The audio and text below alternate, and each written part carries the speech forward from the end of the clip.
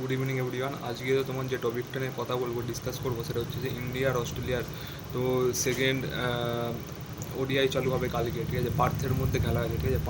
পার্থে নয়, অ্যাডিলেডে খেলা আছে। তো অ্যাডিলেডে তো ইন্ডিয়ার পারফরমেন্স মানে পাস্টে খুবই ভালো আছে, ঠিক আছে, মানে ছিল। তো এখনও মানে কালকের ম্যাচটাতেও ভালো খেলবে ইন্ডিয়া, এক্সপেক্ট করতেই পারো, ঠিক আছে।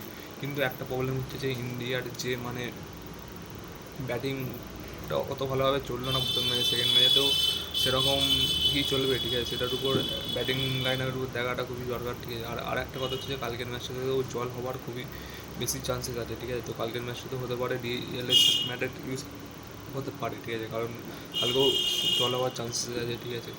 তো জল না হলেই ভালো, ঠিক আছে। কালকে একটা ভালো ম্যাচ দেখা যেতে পারে, ঠিক আছে। আমি তো চাইবো জল না হোক, 100 ওভারের খেলা দেখা যাক, ঠিক আছে। তো বাট সেটা মানে কারোর হাতের মধ্যে নেই, জল হলে তো হতেই হবেই, ঠিক আছে। তো আর মেন কথা হচ্ছে বিরাট কোহলি রোহিত শর্মার উপর তো মানে কালকের ম্যাচটা তো খুবই বেশি থাকবে, ঠিক আছে। মানে মেবি সবাই বলছে যে এটাই হয়তো লাস্ট সিরিজ হবে রোহিত শর্মা বিরাট কোহলির, ঠিক আছে।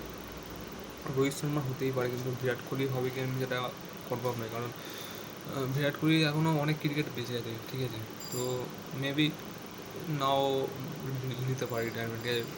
হয়তো রোহিত শর্মা নিয়ে নিতে পারে, কারণ রোহিত শর্মা 38 বছর হয়ে গেছে, ঠিক আছে। এরপরে 2 বছর যদি খেলে, ঠিক আছে, ওয়ার্ল্ড কাপের জন্য নয়তো 40 বছর হয়ে যাবে, খেলতে পারে। বাট পারফরমেন্সটা ম্যাটার করবে, ঠিক আছে, কারণ যেরকম পারফরমেন্স মানে আগে অ্যাজ এ ক্যাপ্টেন হিসাবে দিত, ঠিক আছে, মানে যেটা মানে আগে দিত আর কি, মানে তারপর তোর ব্যাটিং করতো 40 রান 50 রান বানাতো, 24 বলে 25 বলে 30 বলে রান বানাতো, ভালো একটা স্টার্ট দিত।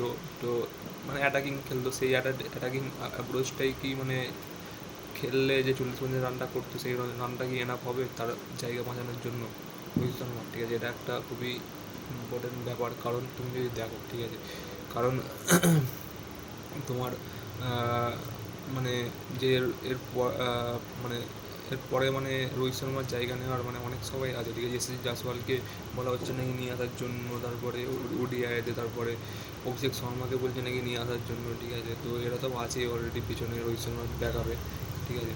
আর মানে জায়গা নেবে বলে বসেই আছে, ঠিক আছে, রোহিত শর্মা। আর যদি দেখো, ঠিক আছে, তোমার যেটা দেখার বিষয় হচ্ছে সেটা হচ্ছে যে তোমার রোহিত শর্মা যে যেমন মানে ক্যাপ্টেন হওয়ার আগে যেমন খেলতো, ঠিক আছে, 3টে ম্যাচের যদি সিরিজ হয় তার মধ্যে একটাতে 100, একটা 50 বা 70 এরকম রান করতো, ঠিক আছে। ওই রকম কনসিস্টেন্সি যদি খেলতে পারে, ঠিক আছে, এখনও, তবেই রোহিত শর্মার জায়গাটা থাকবে ইন্ডিয়া টিমে। নাহলে রোহিত শর্মা বলতে পারো এইটাই হয়তো লাস্ট সিরিজ হতে পারে, ঠিক আছে। আমাদের মানে ছোটোবেলাকার পৌষ মানে ইয়াদে জুড়ে হয়ে, ঠিক আছে। তো চলে গেলে মানে একটা খারাপ তো লাগবে সবারই, স্বাভাবিক ব্যাপার, ঠিক আছে। তো আমারও খারাপ লাগবে, ঠিক আছে। আর যদি দেখো, ঠিক আছে, বিরাট কোহলিও মানে সেম আউটসাইড অফেতেই আউট হলো, ঠিক আছে, আগের বারে যে কারণে অস্ট্রেলিয়াতে মানে টেস্ট সিরিজে মানে রিটায়ারমেন্ট নিতে হলো ওই আউটসাইড অফ, সেই সেম প্রবলেমই রোহিত শর্মা বিরাট কোহলি দুজনেরই বলতে পারো, ঠিক আছে। মেবি অস্ট্রেলিয়াতেই মানে দুটো গ্রেটেস্ট ব্যাটসম্যানের দুটো মানে অল টাইম রিটায়ারমেন্ট অস্ট্রেলিয়াতেই হতে পারে, ঠিক আছে। এটা খুবই একটা খারাপজনক ব্যাপার হতে পারে মেবি। আমার তো এখনও মানে কী বলবো, কনফিডেন্স আছে যে রোহিত শর্মা বিরাট কোহলি দুজনেই কাম ব্যাক করবে, ঠিক আছে। সেকেন্ড ম্যাচে বা থার্ড ম্যাচেতে একটা বড় ইনিংস খেলবেই, ঠিক আছে। তারা কেন এত গ্রেট ব্যাটসম্যান বলা হয়, ঠিক আছে, ক্রিকেটের মধ্যে, ঠিক আছে। তো তারা প্রুভ করে দেখাবে, ঠিক আছে, আমার মনে। আর যদি দেখো, ঠিক আছে, মানে শ্রেয়স আয়ার একটা মানে আমি আগের ম্যাচটা তো দেখিনি, ঠিক আছে। তো আমি দেখলাম যে শ্রেয়স আয়ার নাকি নতুন একটা টেকনিক ইউজ করছে, ঠিক আছে। সেই টেকনিকটা নাকি মানে কি বলবো, টেকনিকটা মানে একটা আচক টাইপের টেকনিক, মানে যেইটা মানে অস্ট্রেলিয়াতে আমার মনে হয় না কাজ করবে এই টেকনিকটা। এইটার জন্য হয়তো শ্রেয়স আয়ার মানে মেক অর ব্রেক হতে পারে, ঠিক আছে। মানে এটা হয়তো তাকে মানে আলাদা লেভেলে তৈরি করবে, নাহলে সে তারা একদমই মানে এখান থেকে খারাপ হয়ে যাবে, ঠিক আছে। মানে ফর্ম দেখতে হবে একদমই ডাউনে চলে গেছে, ঠিক আছে। কারণ যেভাবে ব্যাট করছে, ঠিক আছে, আমার অতটা তো ক্রিকেট খেলার নলেজ নেই, বাট আমি যতটা খেলেছি আর কি, যতটা আমি জানি, ঠিক আছে, টেকনিকটা যে খেলছে ওটা মানে একবারেই মানে ক্লোজ চলে যাচ্ছে, ঠিক আছে। মানে আমার থেকে বেশি ডেফিনেটলি ওরা জানে, ঠিক আছে, কেন খেলছে সেও জানে, ঠিক আছে। বাট যে টেকনিকটা ইউজ করছে সেটাতে কমফোর্টেবল আমার তো দেখে তো মনে হয় না প্রথম ম্যাচটাতে, ঠিক আছে, যতটা আমি দেখলাম আর কি হাইলাইটস।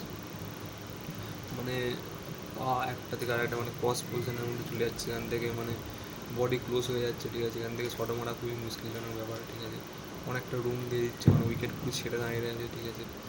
তো একটা প্রবলেমজনক সিজনের মধ্যে আমি তো দেখলাম প্রথম এটাই, ঠিক আছে। তো কালকের ম্যাচটা দেখি কীরকম ব্যাটিং চলে, বোলিং চলে। আর বোলিংয়ের মধ্যে হার্ষিল রানার জায়গায় যদি প্রসিদ্ধ কৃষ্ণাকে খেলায় আমার মনে হয় বেশি বেটার হবে, ঠিক আছে।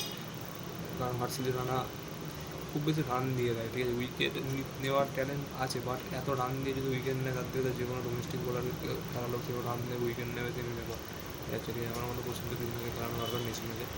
আর কুলদীপ যাদবকে খেলানো দরকার নীতিশ কুমার রেড্ডির জায়গা, ঠিক আছে, নীতিশ কুমার রেড্ডি 8 নম্বর ব্যাটার নয়, ঠিক আছে। আর কী বলবো, গৌতম গম্ভীরের টিম সিলেকশন না একদমই মানে খুবই বেকার, যতটা মানে আমি দেখলাম অ্যাজ এ কোচ হিসাবে। T20 এশিয়া কাপটা তো একদমই জঘন্য মানে টিম সিলেকশন করেছিল, ঠিক আছে, সেম মানে টেস্ট T20 ODI সবই জঘন্য একদম টিম সিলেকশন। আমার মানে খেলালেই হলো আর কি, দেখে শুরু থাকুন না, ঠিক আছে, আমার তো খুবই বেকার লাগে, ঠিক আছে, টিম সিলেকশন গৌতম গম্ভীরের। তো এই জন্য এটুকুনি কালকের ম্যাচটা রিভিউ করবো আর কি।